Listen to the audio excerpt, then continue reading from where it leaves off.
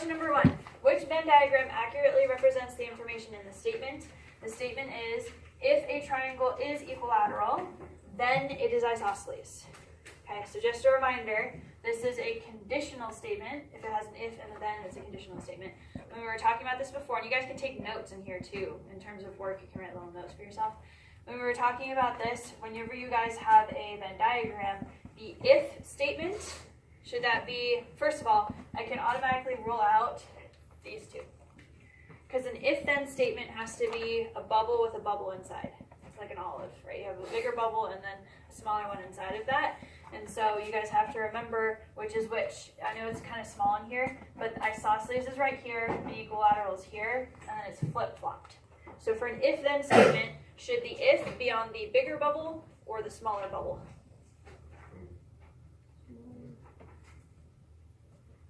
Should the if be the bigger or the smaller bubble? Smaller? So which one of these do you think it would be? Should be B. Okay. If it's equilateral, then it's isosceles. So when you guys are drawing a Venn diagram, again, in terms of work, you guys can write down some little notes. If it's a Venn diagram, the if bubble is smaller, and then the then bubble is around that a little bit bigger. Okay, so if you want to draw a picture, you'd have two bubbles, the equilateral is on the inside, the isosceles is on the outside. Okay? I'm just going to keep going, boom, boom, boom, through the questions unless you have a concern, so make sure you stop me or else I'm just going to keep going, okay? Question number 2. The graph of line J is shown. Which ratio represents the slope of a line that is parallel to line J?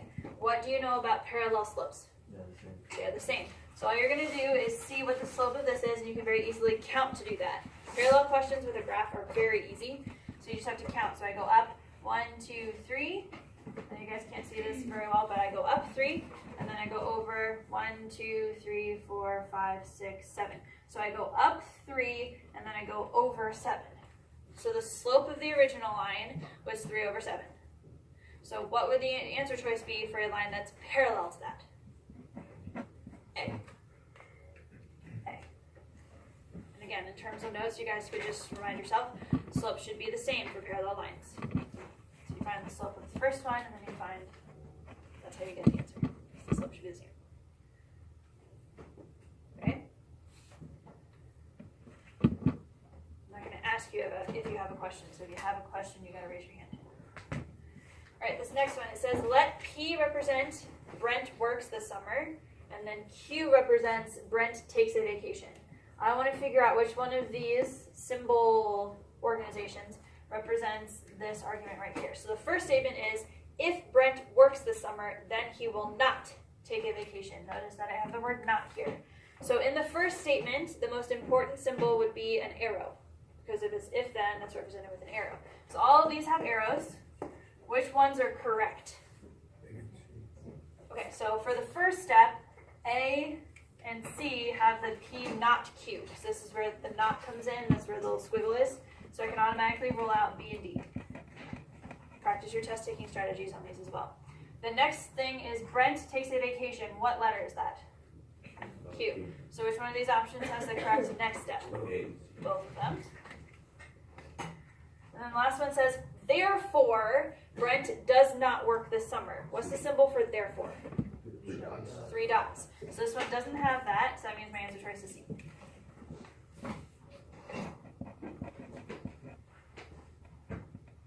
Okay. 4. This is actually on recent graded assignment. This is a picture of a construction. I want to know which construction it is. So when they're giving you a construction, the construction itself is the arcs. Okay, so anything that's a line in here was there already. The construction is this. So if those lines were already there and then they drew these arcs, what are those arcs actually trying to do? What are they trying to do when you draw those arcs? Are you trying to bisect an angle, create an angle congruent to an angle that's already given, create a line segment congruent to one that's already given, or create a line segment perpendicular to a given line segment? Which one of those are you trying to do? Nobody can recognize. This was literally the last grade assignment that you guys did. already here. I'm drawing these arcs. What would the last thing that I would draw be? Arc. Nope, I've drawn all the arcs. Line. Where? What line? Perpendicular. No. Where would I draw the last thing?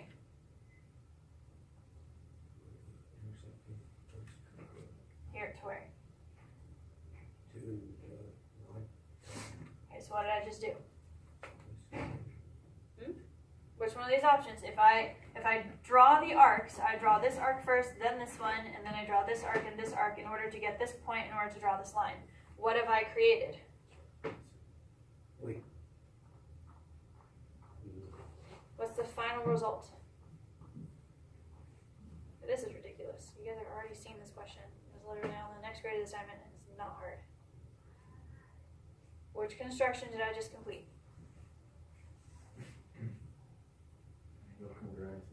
You cheated. Don't look at your grade assignment.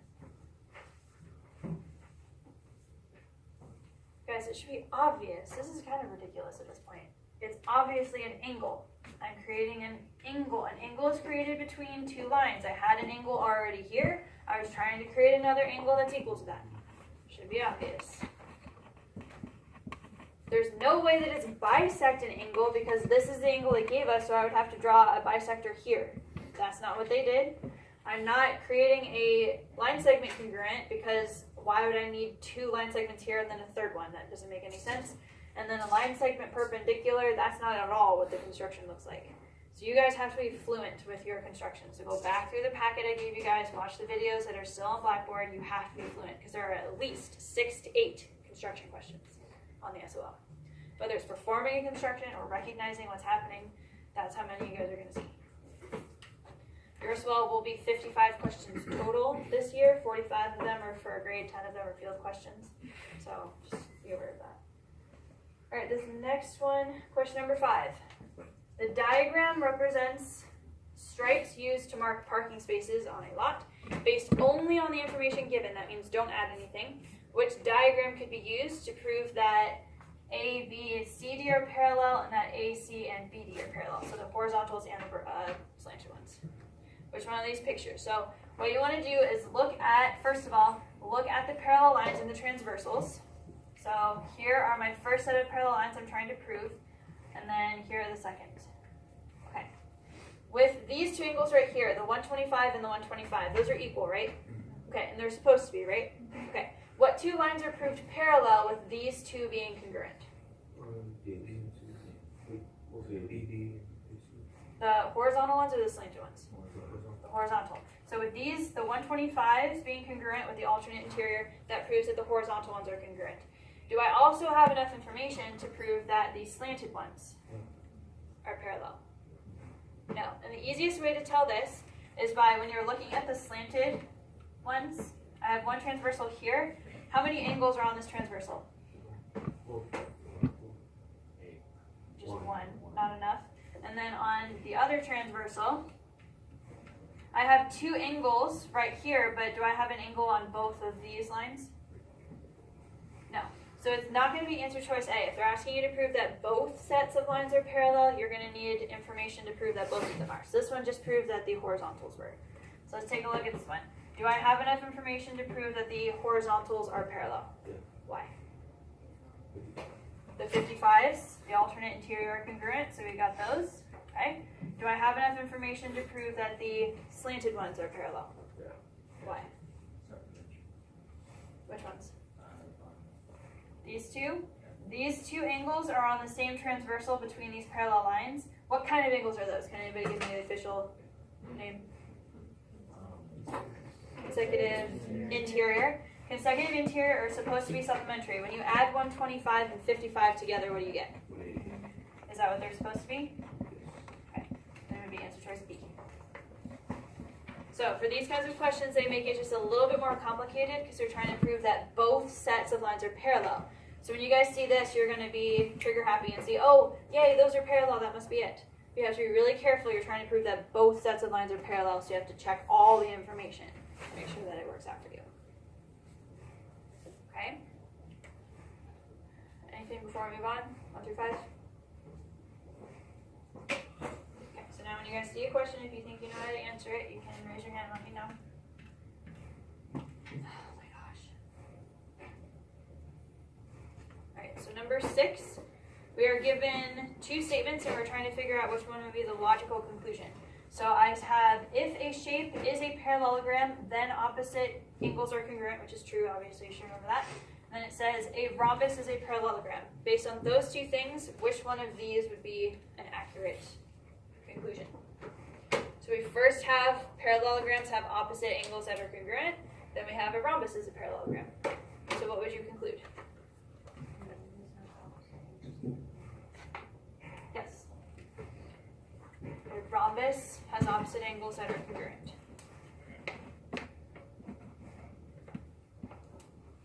Alright, and that should make sense. We said parallelograms have opposite angles are congruent, and we said a rhombus is a parallelogram. Therefore, you can kind of swap out the word parallelogram for rhombus, and you have the same exact thing. Right, so that's logic. That's from Unit 2, trying to figure out how can you use the information. It's like a syllogism, basically. You can swap out the information and get the same idea. All right, number 7. Which figure appears to have exactly 2 lines of symmetry? That means that you can fold it in half twice.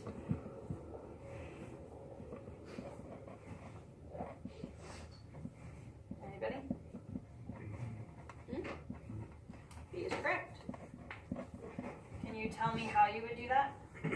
Kind of describe what the lines would be. You can fold it so it would look like one way. Say again? Like, you can fold it from point 2 to Okay. The edge down here. -6, -6. Okay, so you can fold it like that. That's only one.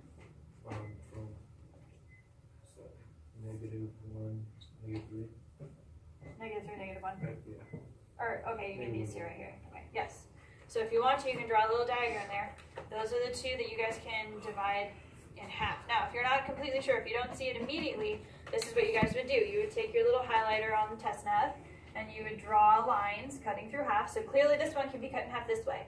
But can you draw any other lines to cut it in half? No. This one you can clearly cut it like this. For a kite, you can slice it like that. Could I slice it like this? No. Or in any other way? Nope. This one you can go right down the middle, but again, there's no other way to cut it in half. So the only one that you can divide in half with 2 lines of symmetry is the one in the middle. So when you guys see a line of symmetry, that means folding in half. All right, question number 8. I would like the converse. This is similar to one you had on your graded assignment too. Did you know what the converse would be for that one?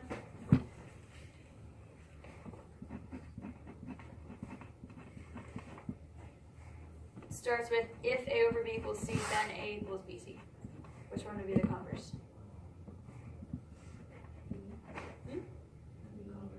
Yeah, B. What is the? How do you find the converse of something? Don't use the word opposite because it usually implies the inverse. When you write the converse, you switch the order.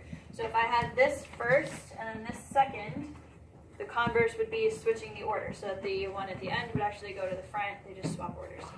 Inverse is when you guys write the opposite. All right. So the opposite of equal is not equal to. So that's what that little slash is. That question was on your grade assignment, the inverse one. Okay. Question number 9. Which graph best represents a line perpendicular to line K? So line K is over here. This is the illustration of the original line, and I want to know which one of these would be perpendicular. So we were just talking about the parallel line one. Parallel slopes are equal, right? Yeah. Yeah, okay. What's the relationship between perpendicular slopes? Or opposite and switch the sign. You just said the same thing twice. Opposite and switch signs are the same. There are 2 things. Reciprocal. You change the signs and you flip the fraction or take the reciprocal. So what you guys want to do, whenever you guys see perpendicular on a graph, again, you just have to remember what's the relationship between the slopes. So the slope of this one, if you guys can see, you can count. So we have up 1, 2, 3, 4, 5, 6. We go up 6, and then we go over 1, 2, 3, 4. This is a positive slope because I go up 6 and right 4. So the original slope was 6 over 4. What would the perpendicular slope be? -4 over 6. -4 over 6. Now, just in case, let's try simplifying that. What's another way that you could write negative 4 over 6? You could also write it as negative 2 over 3. I just say that because they might have smaller numbers over here, so just be used to simplifying the slope as well. So what you're going to do is look at these lines and find the one that has a slope of negative 2 over 3. So that means you're going to go down 2, right 3. So this one goes, let's try that. 1, 2, 1, 2, 3. So I know you guys can't see very well, but this point right here is not that point. So would it be answer choice A? No. Okay? So you go down 1, 2, 1, 2, 3. Right? Is that this point? No. Okay? Go down 1, 2, 1, 2, 3. That it?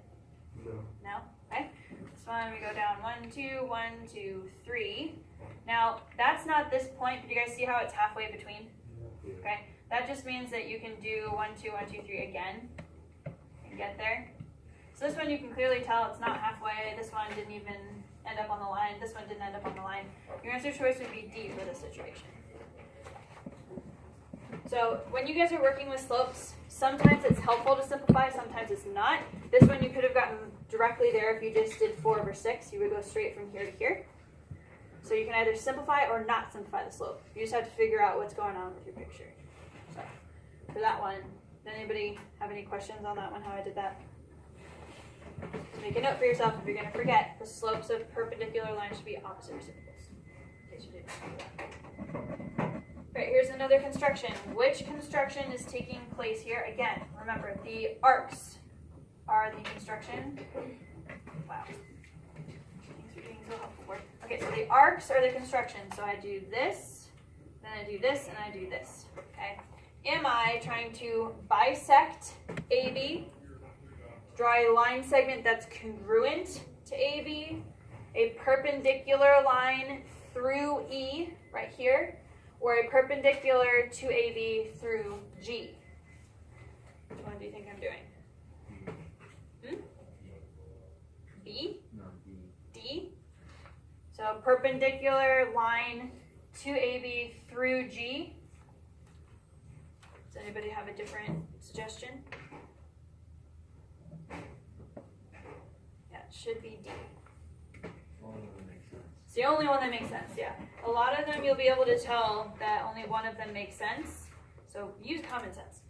Obviously it's not a bisector of AB because this is obviously not the middle of AB. So you can obviously rule that one out. A line segment congruent to AB, that's not at all what this construction should look like for that. And then if you're trying to go through E, why would the arcs be over here, right? So use your common sense when you guys are working with constructions. Next page. Okay.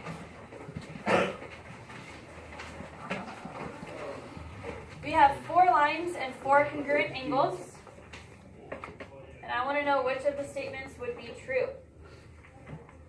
Okay? So basically they're trying to see what lines are parallel, if any. So I know that these are congruent, I know that these are congruent, and I'm trying to figure out which lines are parallel. Does anybody think they know the answer to this one?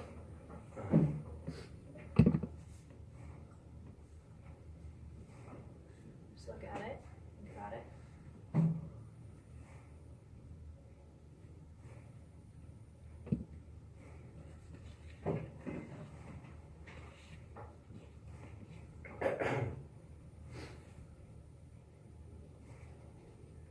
Anybody?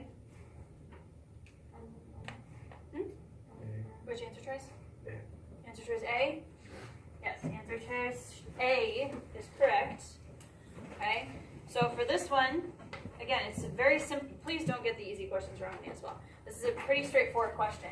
All you have to do is look at what the angles are, what the relationships are, and if it's valid. So for example, these two right here, what kind of relationship would I say that those are? Consecutive exterior. Consecutive angles are supposed to add to 180, right? Do these two add to 180? No. So if this is a false relationship, can these two be parallel? No. So these two can't be parallel, so you can automatically rule those out. If you find a false relationship, that rules out parallel. We're looking for valid relationships only. So because these are not 180 like they're supposed to be, you can rule out these two lines, okay? Now, what about these two?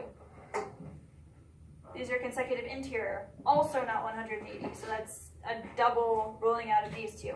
Now what would I call these two angles?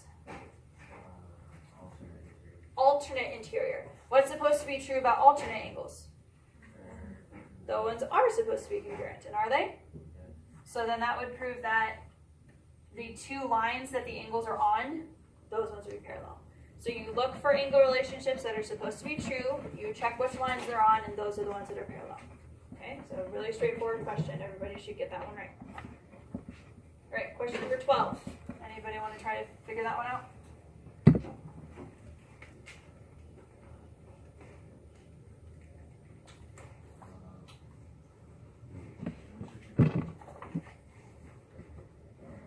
We're trying to find x that would prove that JK and MN are parallel. Very good. Very cool. Sorry, say again? You can look very hard for this side too. Using what relationship? Vertical. Okay.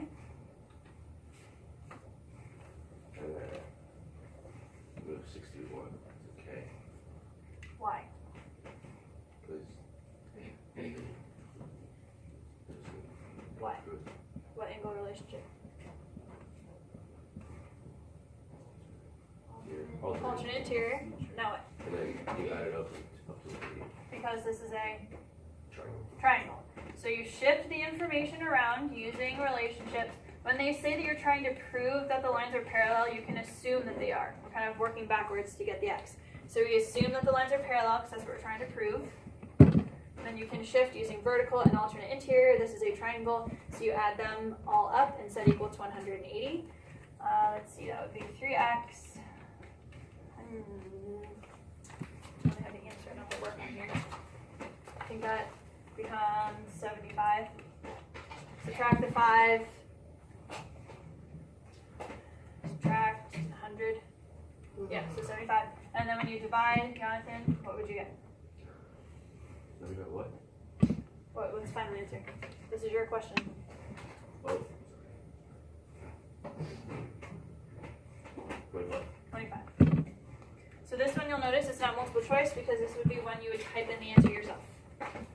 You're going to have a scattering of multiple choice and non-multiple choice questions, so make sure you're able to do that. Yes? So what? On Yeah. one test, will we have to write x equals 25? That is one version of the answer they will accept. They have a bunch of it. You could write 25 with numbers. You could write it out with letters. You could write x equals 25 in words or letters. They have all sorts of different versions that they will accept for that. Okay, here's our construction. So everybody needs their compass. Everybody has a compass at their desk. I have access to a compass, but it's really hard to do. But I guess I can try.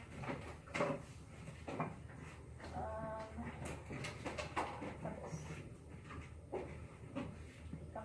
Right here. There it is. Okay, I need two. All right. So we are trying to find a segment that is congruent to MP. So this is actually the easiest of all the constructions that you guys have learned. All you have to do is take your compass. Everybody should have one. You're going to take your compass, put one end of the compass on one point, then stretch it out so that the other end of the compass is on the other point. Like this. Just like I did on the screen. When you do this with your compass, that's setting the compass to that particular measurement.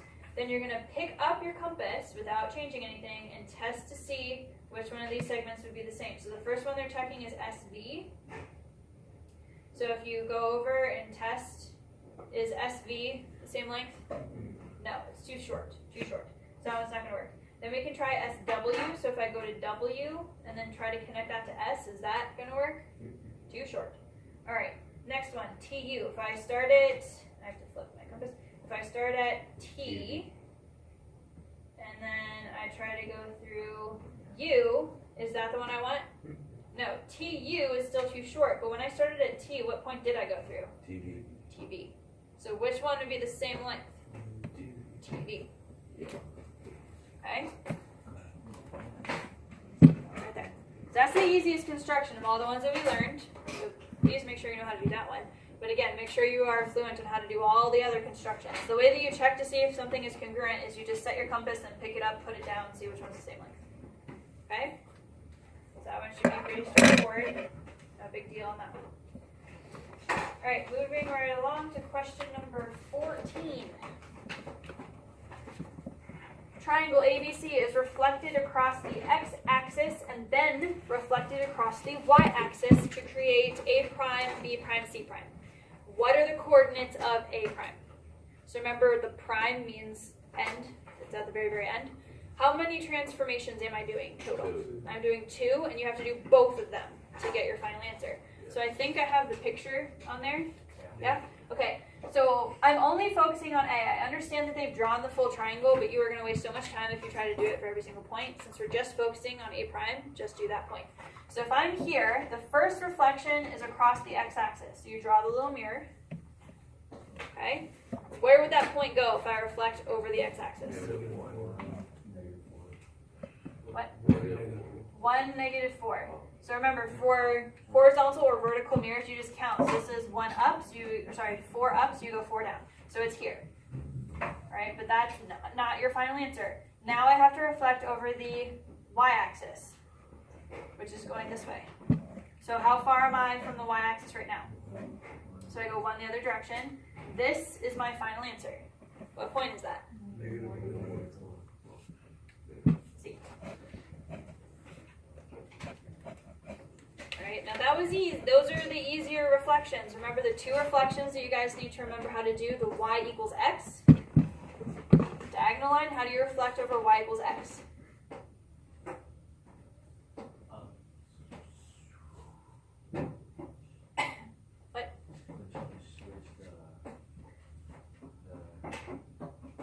Switch the numbers. All you do for y equals x is because the y and the x are equal, you just switch their positions. It's like the converse. What do you do for y equals -x? Switch the numbers and the signs. Alright, those are the 2 formulas or rules you guys have to remember for reflections. All the other ones, pretty easy to just count. This is another question that we did on the graded assignment. Anybody want to go ahead, Jonathan? You can say 132 alternate interior and move it down on the other side. Okay, so just to preface this, it says that they're parallel. We're trying to solve for x if we have parallels. Okay, And since it's a straight line, you go 180 minus 132, you find that. this one? Yeah. Okay. So just to recap for anybody who's following along, we use alternate interior angles down here, and then because they're supplementary with the linear pair, I put the 48 here. Then what? Add it up to it.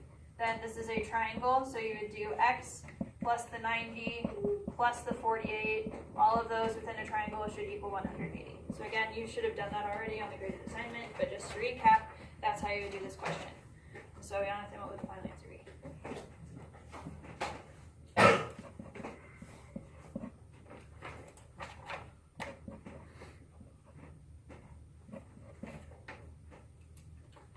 Yes, 14. Okay, on the graded assignment, I saw some people try to make a relationship between the 132 and the x, but that makes no sense. Because the 132 and the x, you have this extra line to create x that is not there for the 132. So you can't create a relationship with this angle and this angle that's kind of randomly in space. You have to use the parallel lines and the transversal. Okay? Next page. This actually was also on a graded assignment, but a while ago. So for this question, the coordinate values of the vertices of KLM are integers. That just means that there are no decimals. Which set of coordinate pairs would represent the vertices of a triangle that is congruent to KLM? The only way that you can do this is graph the points and see what's going on. So I'm going to start with the answer choice A. I have 0, 0. Everybody has this graph, right? Yeah. Okay, sorry, 0, 0, 3, 4, and 0, 5. And then connect the dots. This is my first possibility. Now, for congruent triangles, I need the sides to all be the same, right? Correct?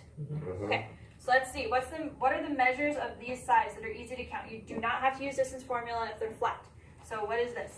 4, and then the other one?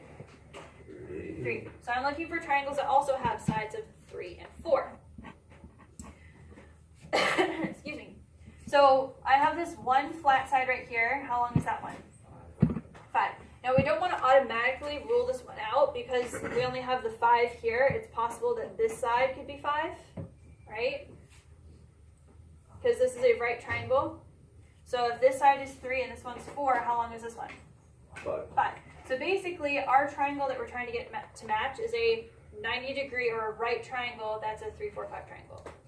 Now, first of all, one thing you can do to rule out this one is the fact that we don't have a 90-degree angle. You guys see that? The 90-degree angle should be here, but you can see these two slopes right here are not opposite reciprocals. So we don't have that 90-degree angle that we have here, so I can automatically rule out answer choice A. Even though it had a side that matched, it didn't have the right angle. All right, next one, 0, 0, -5, 0, and 0, 4. Here's our next option. Looks like it has that right angle that we need, but let's check the side lengths. How long is this one? 5, this one, 4.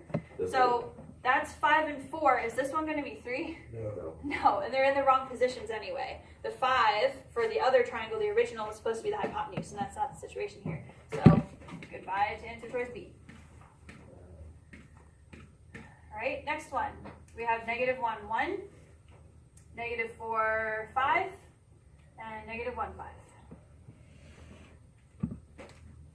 We have that right angle we were looking for? Yeah. How long is this? 3, this one? 4, and if that's 3 and that's 4, what does that make the diagonal? 5 by the Pythagorean theorem. So which one is it? It's C. So again, the best way to do that is graph them, analyze what you know compared to the original, and you got it.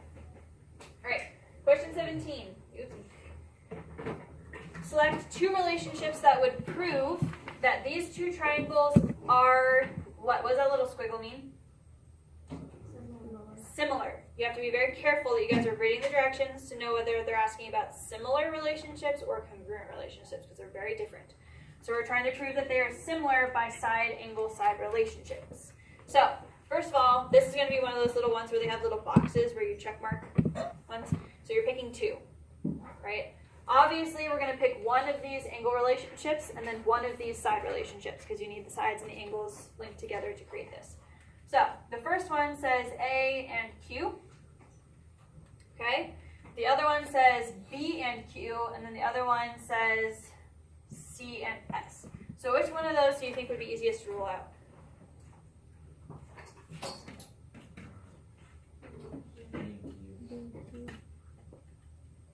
Those are their suggestions. Which one do you think makes least amount of sense?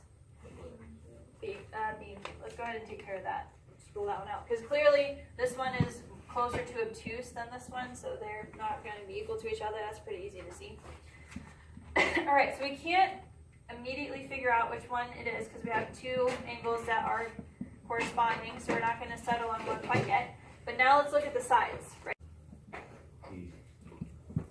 Okay, well hold on. How would you know that that's it? Because it works side angle side. But why? It works with A too. It works together with A? If you plug it in. Okay, so Jonathan is suggesting that we have, so for anybody who doesn't catch on to how to approach this one, what you would want to do, there are 2 ways to do this. You can compare this to the name, because remember the letters need to match up and be corresponding, so you can compare it to the name, make sure the letters are in the correct order. But also you need them to be surrounding a set of angles that are congruent. So if you check E, so I would have AB over QR. Are those corresponding? Okay. And then the other half of the proportion says AC to QS. Are those corresponding?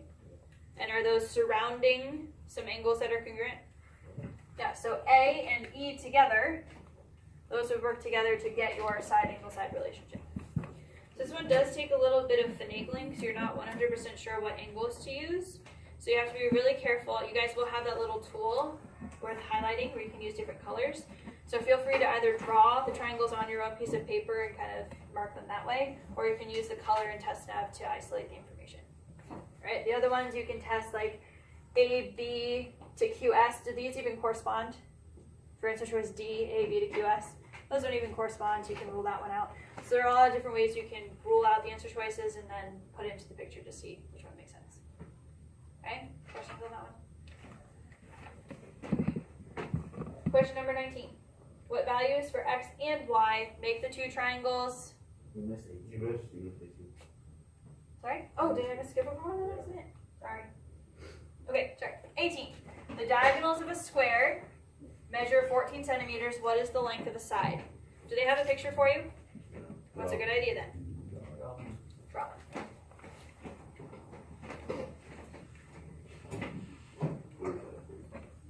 We have a square, and they say that the diagonals are 14. I'm just going to draw one, so the picture's not overly complicated. And I'm trying to find the length of a side. You can put the X wherever you want. I'm just going to put it there. So what strategy would I use? Okay, 45, 45, 90. What's the rule? Where? 2 cents. Okay. And then L square root 2. So, I write the rule into the picture, then what? Oh, and then if you. Which one do I use as my equation? This one?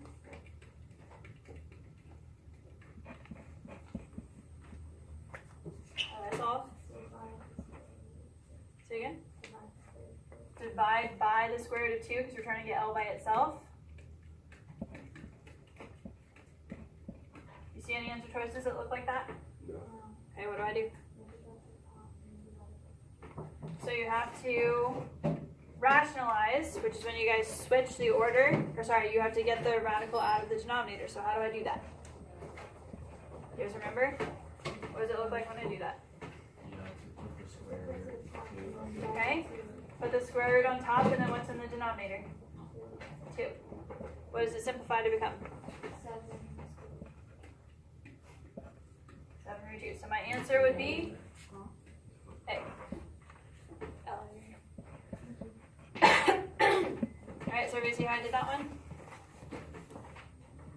If you don't remember your 30, 60, 90 or 45, 90 rules and how to solve, you guys have to go back and review that. That's on your little piece of paper with the formulas you guys need to remember.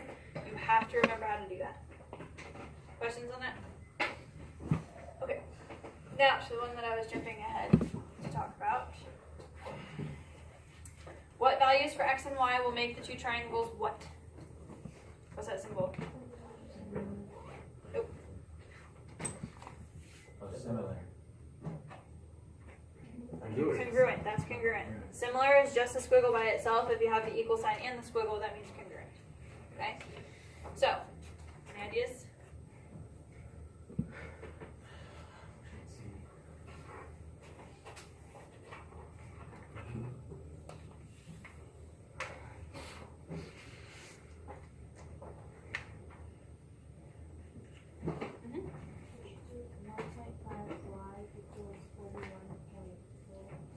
Why would you do that? Okay, based on the name, we know that n and r should be equal. So you can do 1.5y equals 41.4. So real quick, go ahead and figure out what that number would be.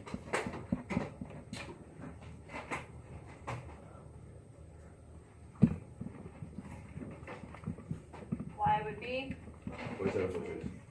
Okay, so obviously we can roll out these two. Okay, Daniel, how would I get the x then?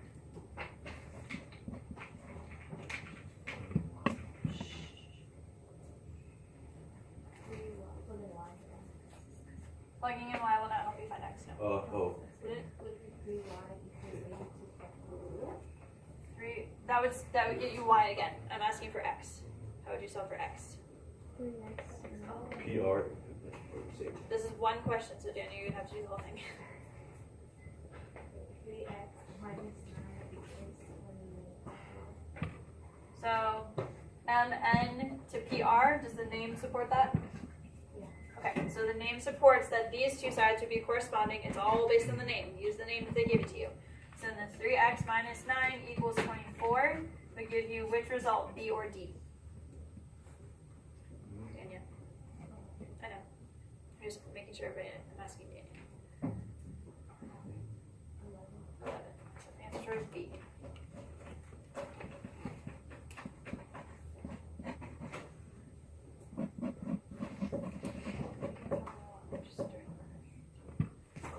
Alright, everybody clear on that one? Use the name if they give it Based on the given information, which triangles could be similar? Anybody? B,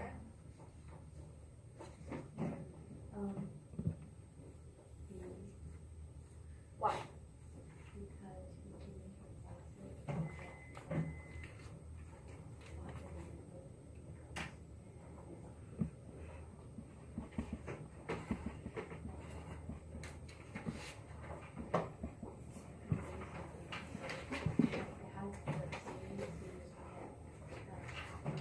because we can You can get what?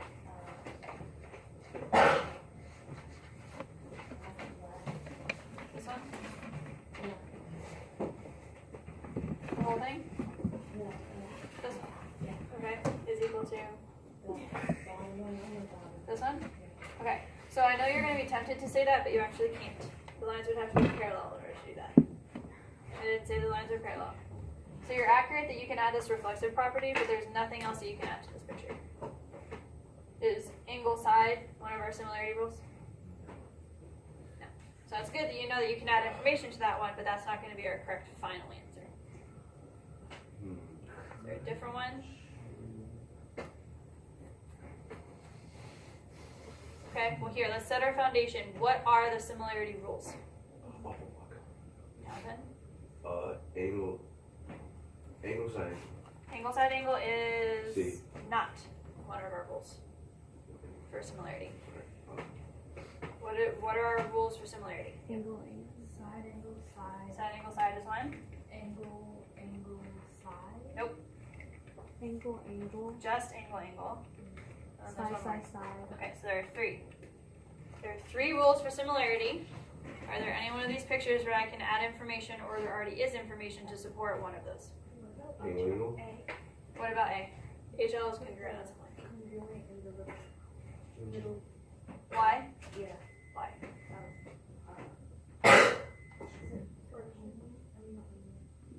Vertical angles. If I do this using vertical angles, I have one set here and a second set here. Which similarity rule is that? Angle. Angle. So it would be answer choice A. You cannot add information to this one or this one. They are completely just by themselves with one angle each, which is not enough. So your answer choice would be A for that one. Okay? Next one up is question 21. We have a right triangle shown. Which angle measure is closest to the value of x? How would I solve? Anybody think they would know how to do this? We have a right triangle, two sides shown, trying to find an angle. Henry.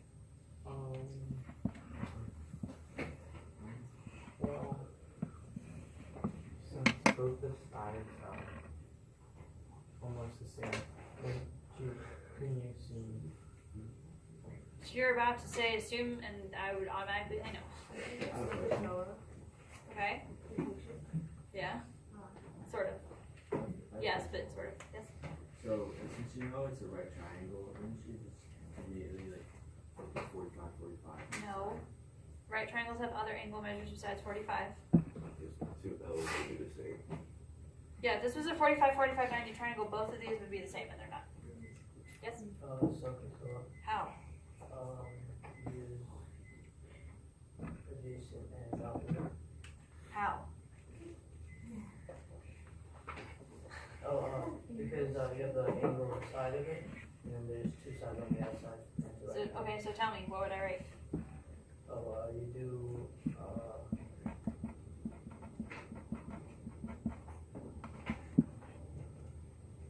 Oh, well. you do, tan, and you do x, and then, equals, 7.8.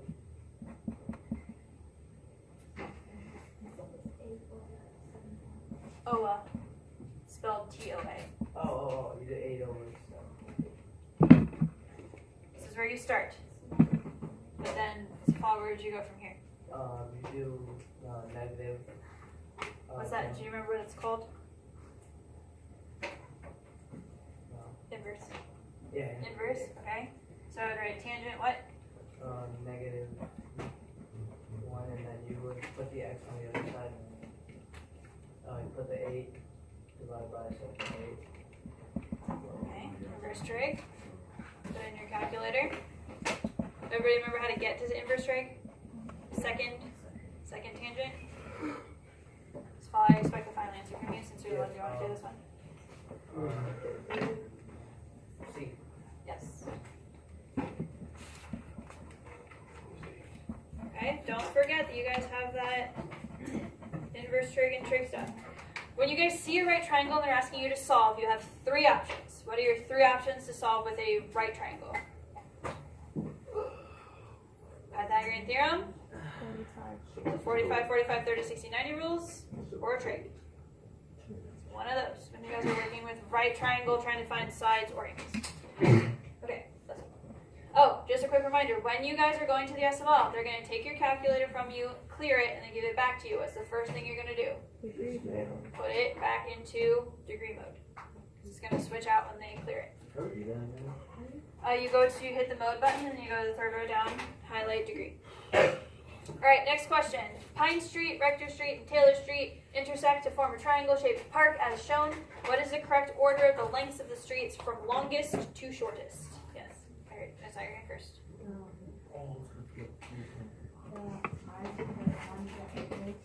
Okay. We would have to find the angles, the third angle first. Okay. Which is?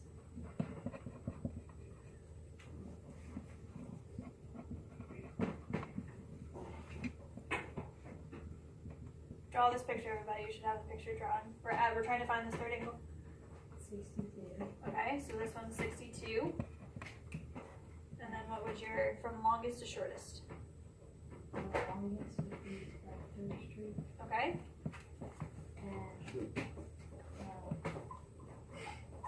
And the middle one would be Pine Street. Okay. The smallest would be Taylor Street. So which answer choice? C. When you're trying to organize the sides or the angles, you use the other piece of the triangle. So this one's trying to organize the sides. So you'd use the angles. The biggest side is across from the biggest angle. Smallest is across from the smallest angle, etc., etc.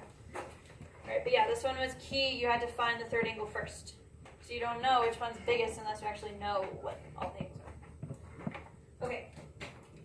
Next question.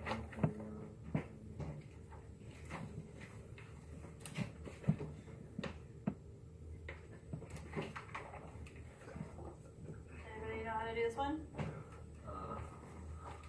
We have a triangle. We have 2 distances between 2 people on a dock. D is the distance from Noah to Ben, which represents all possible values in yards for the length of D. Anybody remember how to do this one? Possible lengths. Yes, James. What are the numbers? Oh, sorry. This is 84 and this is 63. You would subtract 63 from 84. Okay. And then you would add them together. And then you would add them.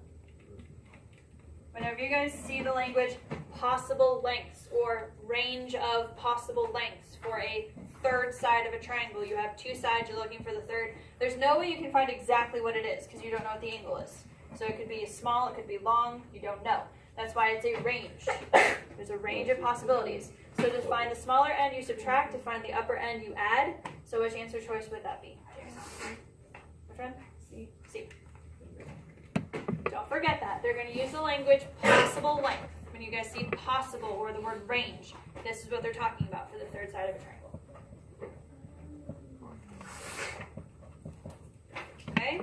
This next one shows 3 pictures. They want to know which ones would be a right triangle. So I know the numbers are real small, so I'll make them bigger for you guys. They're trying to figure out which one of these blue triangles is a right triangle. And I know they all have the little 90 degrees there, but they're trying to trick you there. So they're trying to figure out which one would actually be a true right triangle. So this one has 17, 21, and 20. This one has 29, 21, and 20. 17, 29, 20, 20, 29, 21. So, what's the process? How would I check to see if it's a right triangle or not? Louder? Pythagorean theorem. So you're just gonna go triangle by triangle, test the Pythagorean theorem to see if it works. So first triangle, which one would be C? This one right here, obviously the biggest one. So you would check to see, does a squared plus b squared equal c squared?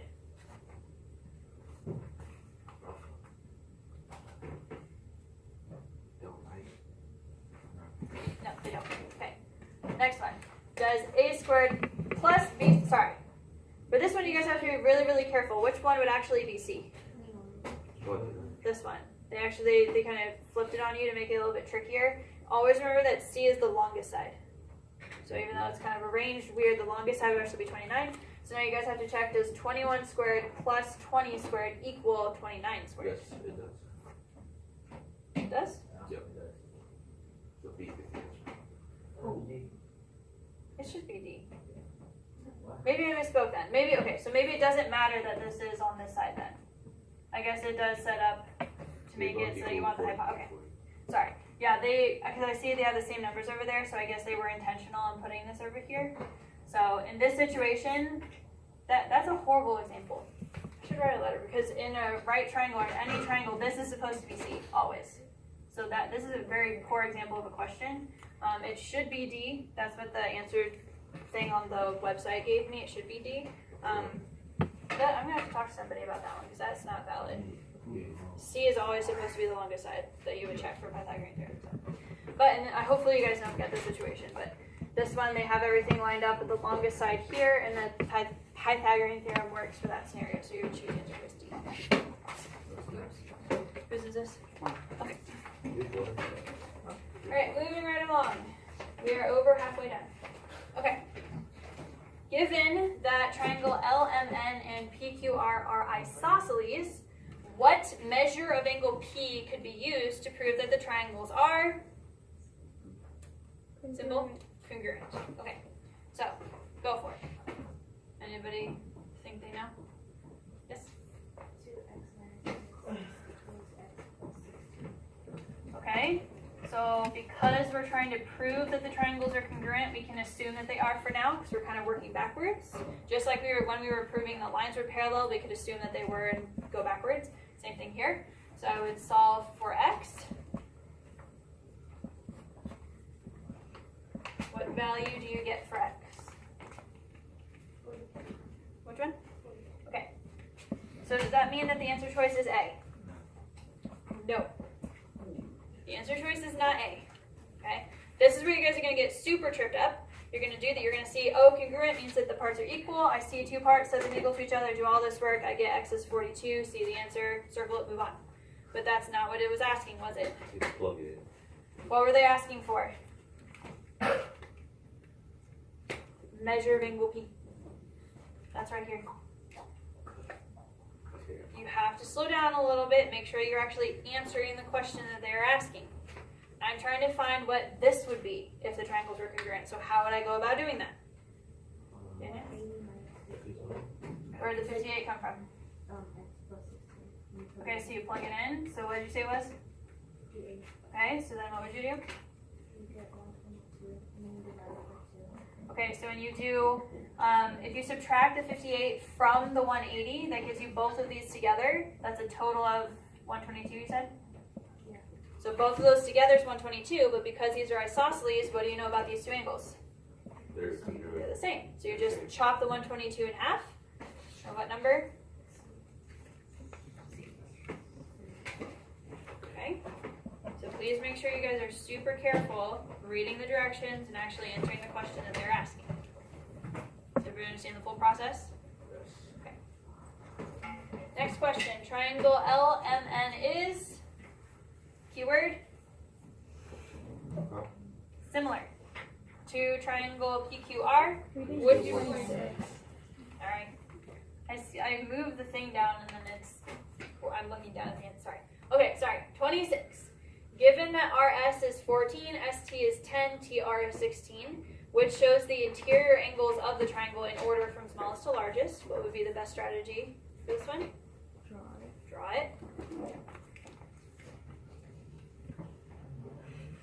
R, S, T. ST is 10, TR is 16, RS is 14. Draw a picture. And then which one of the diagrams is true?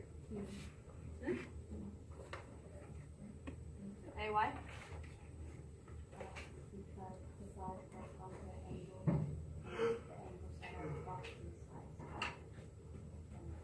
Okay. So again, read the directions really carefully. We're trying to go from smallest to largest. So what's the shortest side? 10. TS. TS. So what angle is across from TS? R. R. So we start with R and then you kind of build up as you're going with the sides. Right? Make sense? Okay.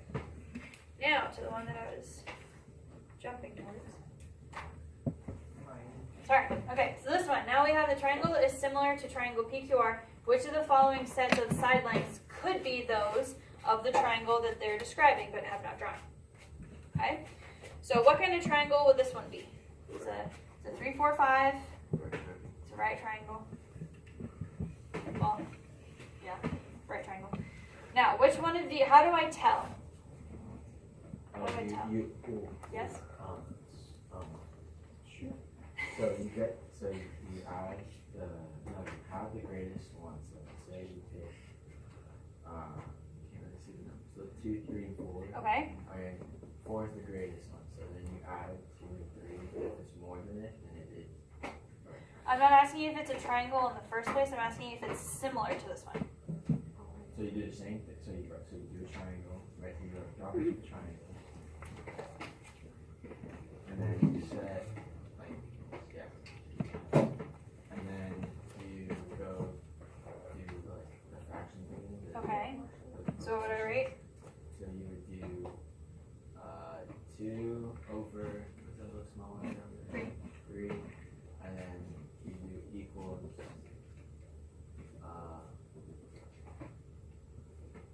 3 over 4.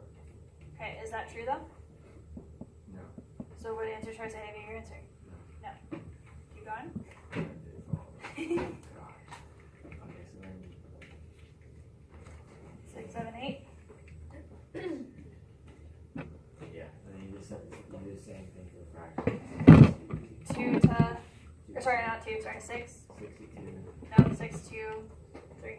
3, 7 to 4. Is that true? I don't think so.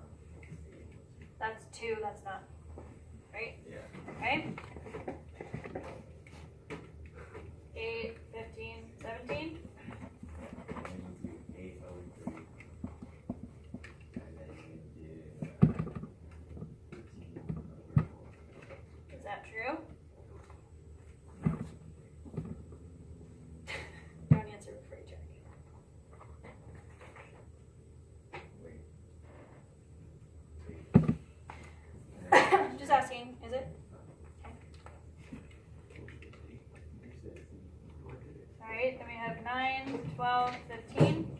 Then Go ahead. you do 9 over 3. And then you do 12 over 4. And then they both equal 3.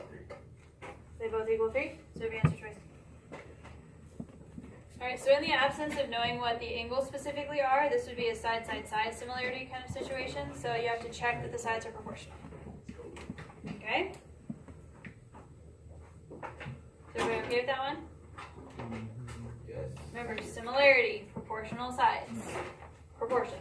Make sure you make that connection. Alright, 28. Let's pick up the pace a little bit. Right triangle is shown. What's the closest to the value of x? What method would I use? Nope. Cannot use Pythagorean theorem. Okay, go for it. Or somebody who wants to try it.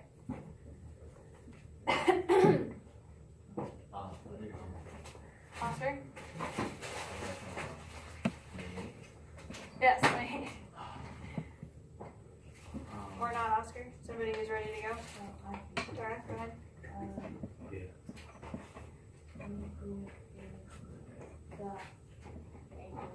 Okay. 15 is the hypotenuse, and x is opposite. Okay. So it's 9. Okay. And 22, 40,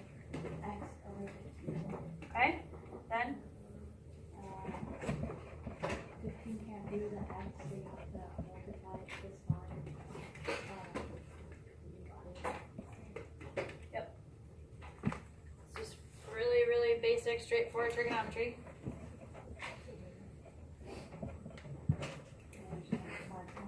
And 5.6. 5.6. Right, you can recognize that you're supposed to use trigonometry when you have one side and one angle, and the angle is not 30, 60, or 45. Alright, moving on to question number 29. A convex polygon has only the vertices A, B, C, and D, and E. What is the sum of the measures of interior angles of this polygon? Anybody have an idea?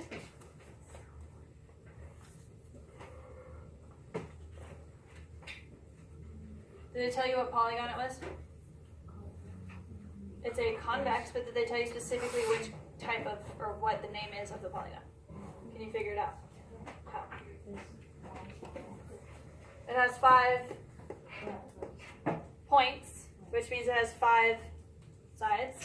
So this is a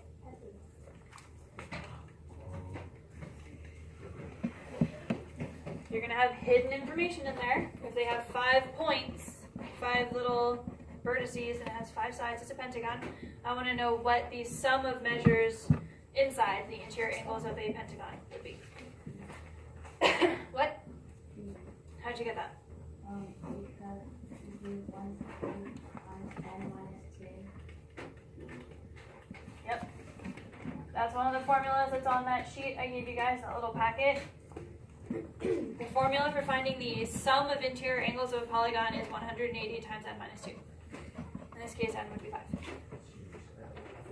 Formula from the polygons unit that you need to memorize and apply correctly. So answer choice B. Alright, question 30. I think I can do this one. Go ahead, Adam. Shut up. So, Quickly. if you add, This is a rectangle. okay, the L is going to be 90 degrees. Okay? And then if you add 90 plus 62 plus 2x plus 4 equals 180.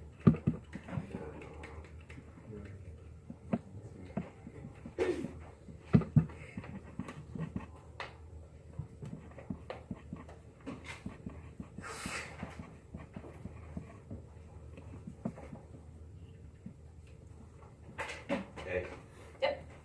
Very good. Definition of rectangle, you have the 90-degree corners, so you put the 90 here, it gives you a triangle.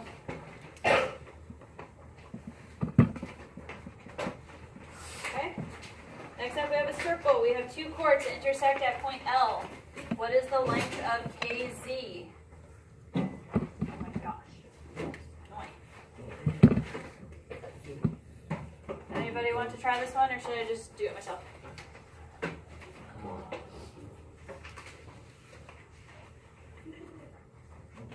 Want to just jump into it? Okay. So there are 2 intersecting chords. This is the easiest formula that we learned on our second to last day of Unit 9. When you have crisscrossing chords, all you do is multiply the pieces together. Right? So it would be 2 times 3x minus 2 equals x times 5, which is 5x. Crisscrossing chords, when you have all 4 pieces, you just multiply and then multiply, set them equal to each other. So I would distribute, and then switch stuff around algebraically, I get x is 4. Now, clearly that's not one of the answer choices because they were not asking for x. They were asking for the length of kz, which is all of that. Okay? So it's going to be 2 plus whatever this is, which is why I needed to find x, because in order to find this part of kz, I need to plug x in. So I know that part of it is 2, and then when I plug in 4, I get 10. So if I add both pieces that create kz together, I have the 2 plus the 10, gives me a total of 12. Alright, so when you guys see crisscrossing chords, remember that formula. You guys have to remember everything from Unit 9, that circle stuff. You have to multiply the pieces, solve for x, plug it in, find the full length. Okay? Question 32. This is from our most recent unit. The height and radius of a cone are each multiplied by 3. What effect does this have on the volume? Oh. So anybody remember Oscar?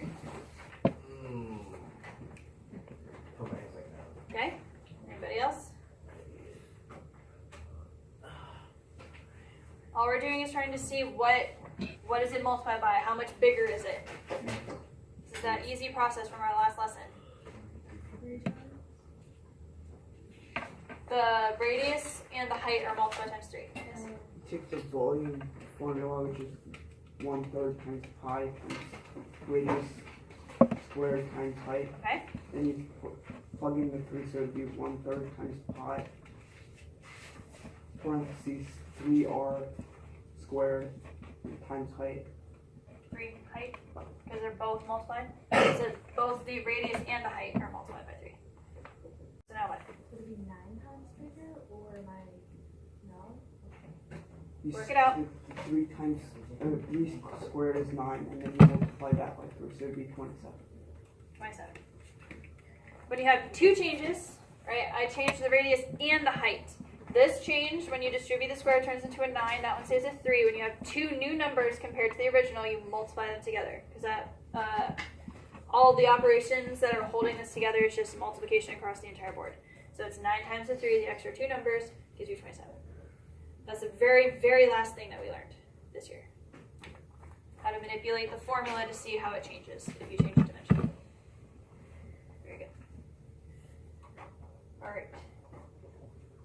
Equation of a circle.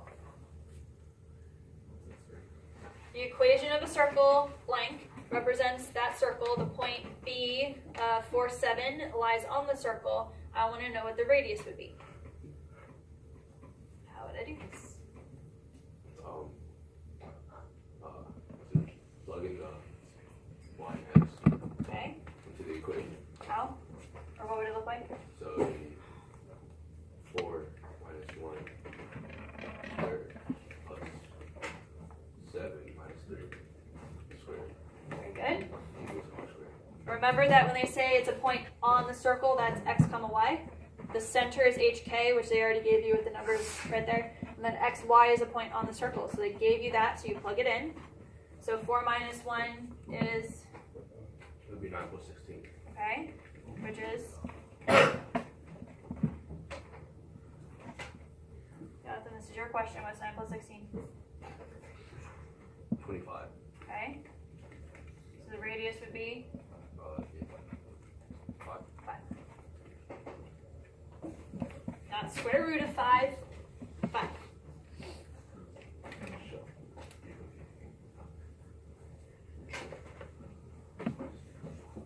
Alright. Next question. Rodrigo planted flowers in a section of a circular garden as shown. What is the closest area of this piece of the garden? Formula. Anybody? If you don't remember the formula, I'm just going to jump right into it. Anybody remember what the formula is for sector area? Arc measure.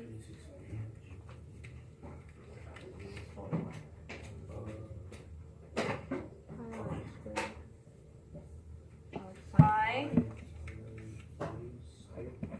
Yes. The formula for sector area is the arc measure, which would become 80 because the central angle and the arc are the same. So 80 over 360 times the formula for the area of a circle, pi r squared. So this is, they have not given it to us in terms of pi, so if you don't see a pi symbol anywhere, they just want you to type this entire thing in the calculator. So put this in parentheses, and then type it exactly as you see it into the calculator. Tell me what the number is that gets spit out.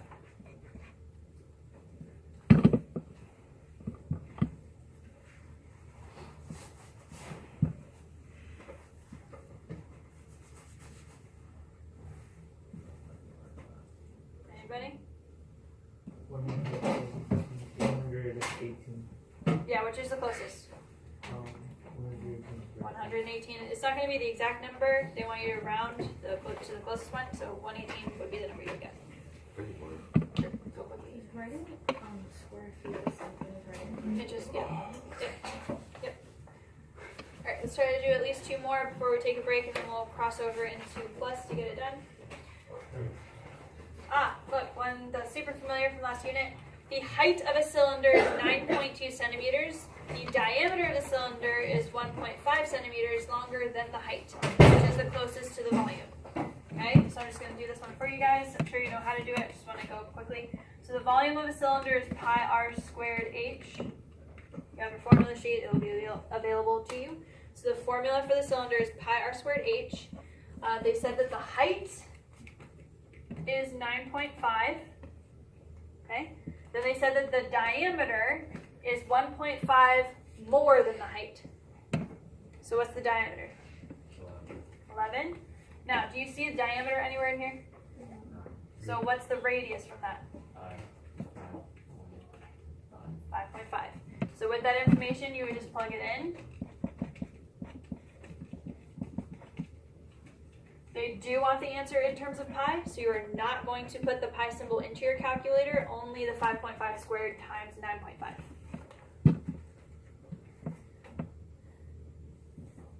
And that gets you 287, okay? 287 pi would be your answer for that one. So make sure you read the question. They didn't specifically tell you what the radius was. They gave you a relationship for the diameter, and then you had to divide that in half. So make sure you guys are paying attention to what's going on there. All right, next one, question 36. Which shape must have opposite sides that are parallel and congruent and diagonals that are perpendicular bisectors of each other? What shape has those properties? Yes. Okay, rhombus. Of all of these shapes, the only one that has perpendicular bisecting diagonals would be the rhombus. So again, all those properties of the shapes, the square, rectangle, trapezoid, rhombus, kite, all those properties, you guys need to be on the up and up with those as well. So make sure you review those if you're not sure. Question 37. A circle has a center at 4, -7, and a radius of 4. Which would be the equation? Anybody? Yep, Sasha. C. Okay, why? Because the 4 would all fit into the equation, but then it's -7, so the minus plus the minus makes the addition. Okay, and then they all have the 4 squared. So the only thing that they're really testing is that you guys are able to plug in the center correctly. Remember that they changed signs.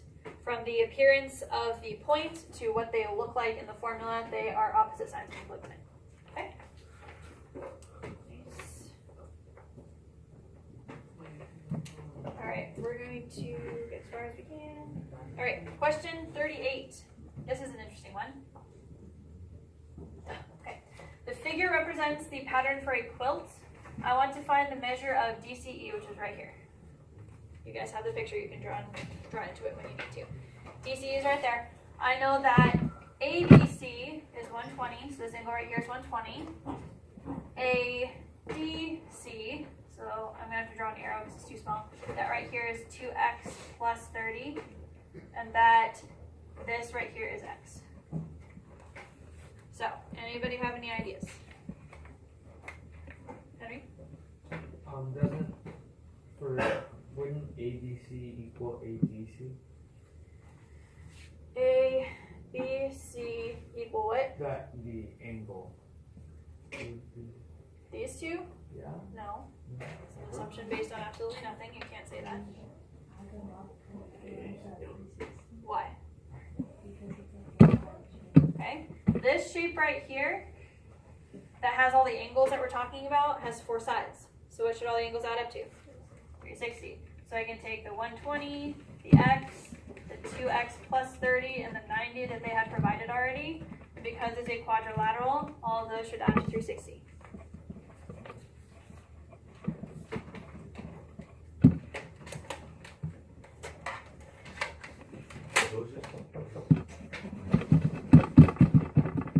What x? Could you do like 120 equals 2x plus 30? It was just that. No, you have no relationship between any of those. Okay. You're sitting somewhere over there. Alright, so what is x? 70? Oh, okay. Hold on. 360 minus 90 minus 30 minus 120 divided by 3. Should be 40. Should be 40. Now that's just the value of x. They're asking for the angle that I drew the arc over here originally.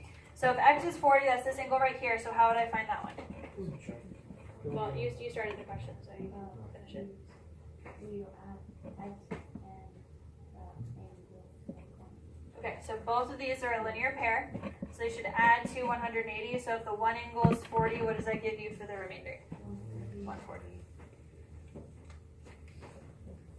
Okay, so I know the picture looks super complicated because it had multiple shapes involved, but it kind of boils down to something pretty straightforward, right? Just using 360 and then supplementary. Right, I'm gonna have to pause here because the bell's about to go off, but when we get into plus, we're just gonna wrap it up. There are 45 questions total, so we're almost done. So just spend the rest of plus going through the rest of it. Okay, so you guys can take a quick break. How much fifth grade? Fifth period? 11, 16? Yeah. Alright, you guys can take a walk if you want to. I'm leaving at 11. Yeah. I need to turn it.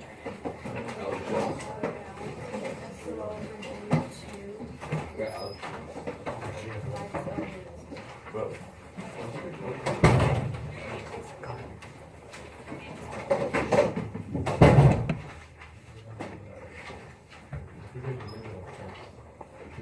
Had you done the first one? Yeah. And you're still working to finish this? Questions are on And is there hustle over big three? Yes, there is. That's what they turned in today.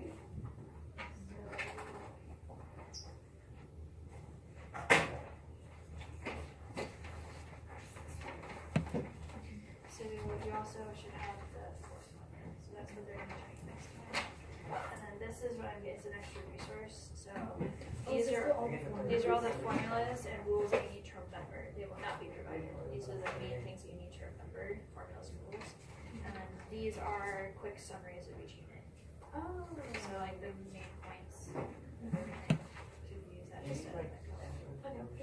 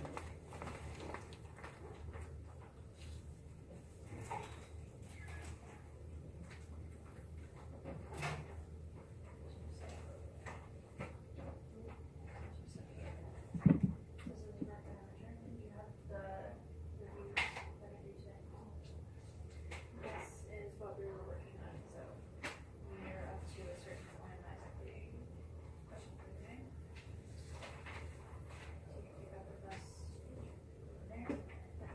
Two extra resources. This is the homework next class, but this is a list of all the formulas that you will, this whole you'll have. This is the formula sheet that you will have. These are the formulas that you will need to remember the entire course. And then this is a unit by unit summary. So if you wanted to use this to study the most important things in each unit, that's what this would be.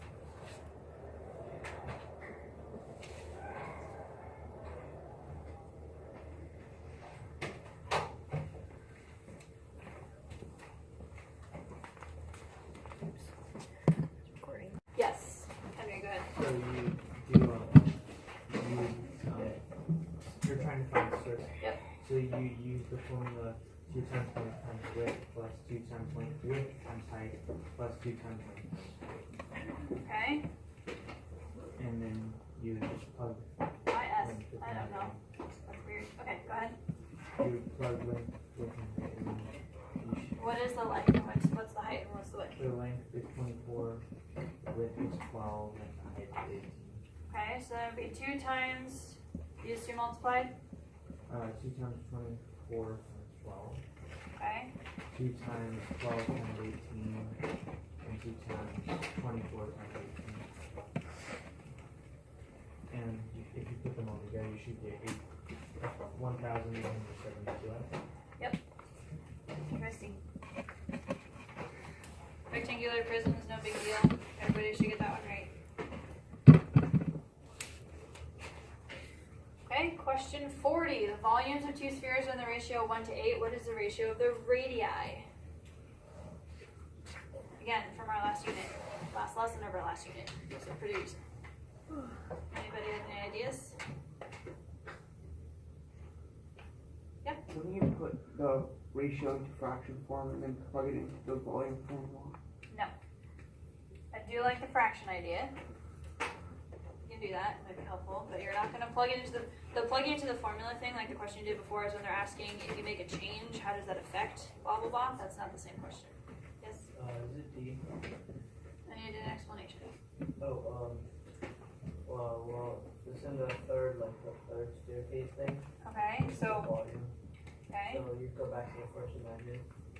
So you do the cube rule. Okay. So you would do, you would get like 0.5, right? Which, if you turn it back into a fraction, is answer choice D. Yes, this is a step question, that staircase that I showed you guys. So anytime that you guys see the word ratio, if they're asking for ratio of volumes, ratio of areas, ratio of radii, factor, anything like that, and they're talking about going between dimensions, that's when you use the staircase. Alright, last question here, 41. The minute hand on a clock is 10 centimeters long and travels through an arc of 108 degrees every 18 minutes. Which measure is closest to the length of the arc the minute hand travels through during this 18-minute period? Anybody want to try?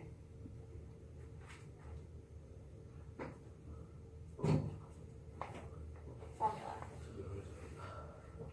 Arc length. Trying to find that length.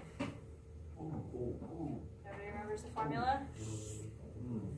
It's double the middle, What? isn't it? Like, Paul? What is it? You're starting to mumble out the formula. Isn't it 108 over 360?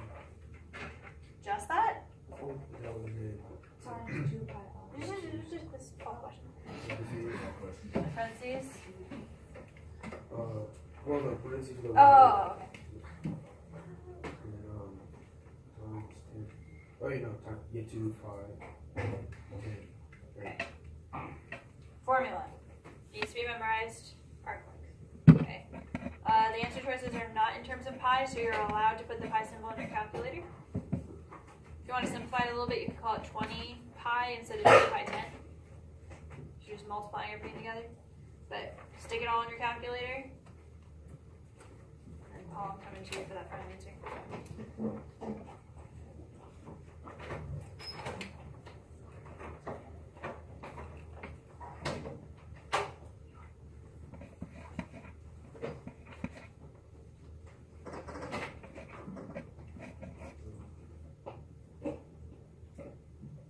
Do you have an answer for me?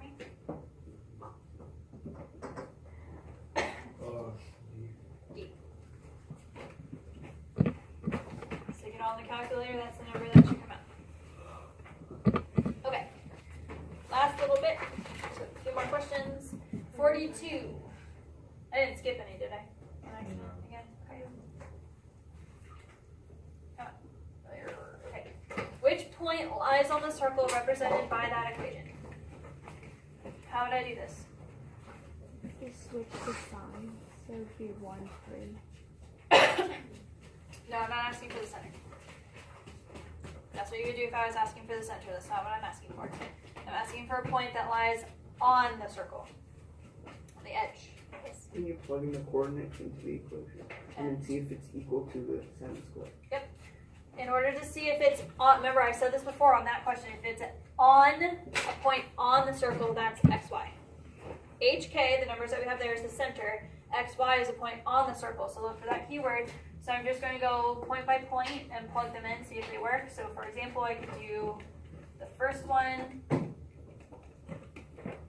Does that equal 7 squared? That's what we're trying to figure out.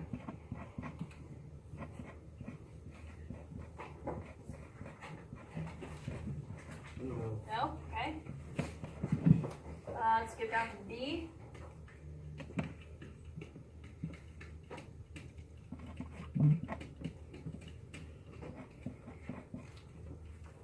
Four. What?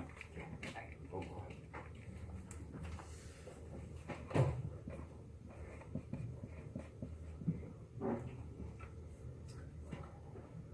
Does B work out for us?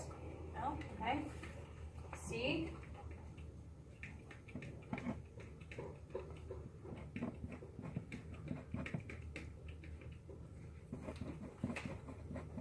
C work? No? So what does that leave you?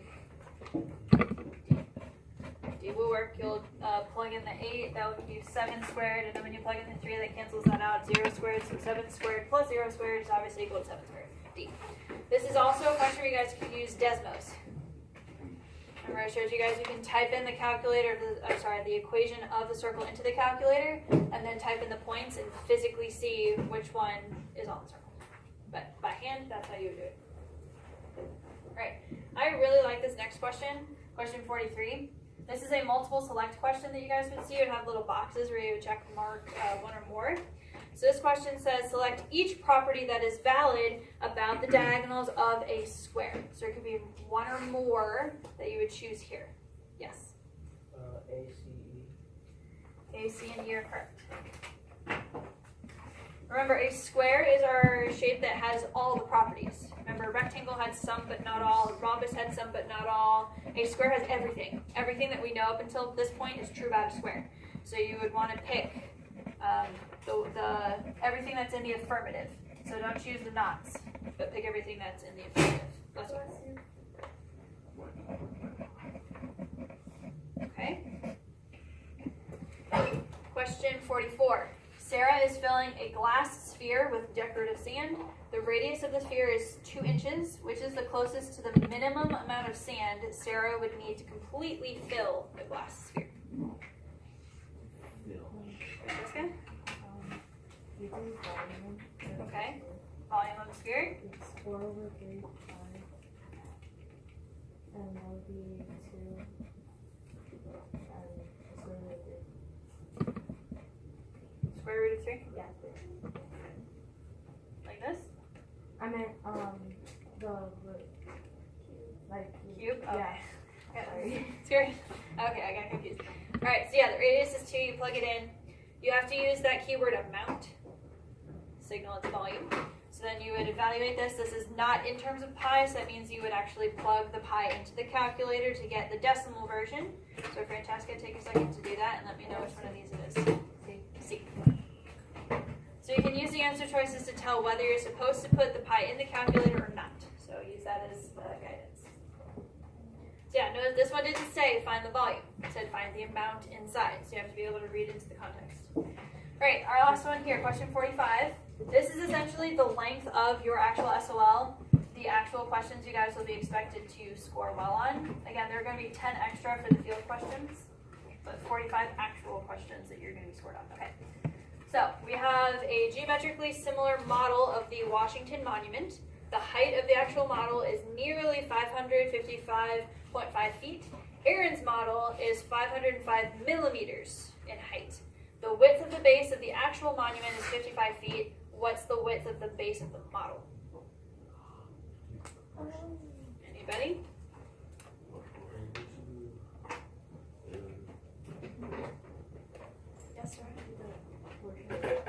what about this question signaled that you were using a proportion? You can compare anything, but not use, or what about them lets you compare them this way? Look for the keyword. All right, so what would I write? Danny? 555 equals 55. Okay.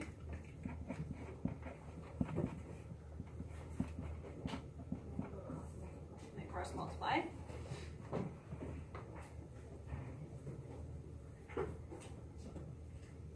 What did I give you? Equals, and then 555.5x equals 227,775. Like that.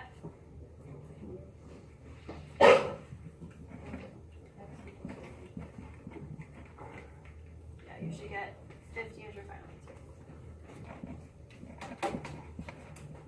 Okay, so look out for keywords that'll signal the method you guys are supposed to be using. Similar, you're going to be using proportionality oftentimes, especially when you're comparing sides or dimensions. Okay?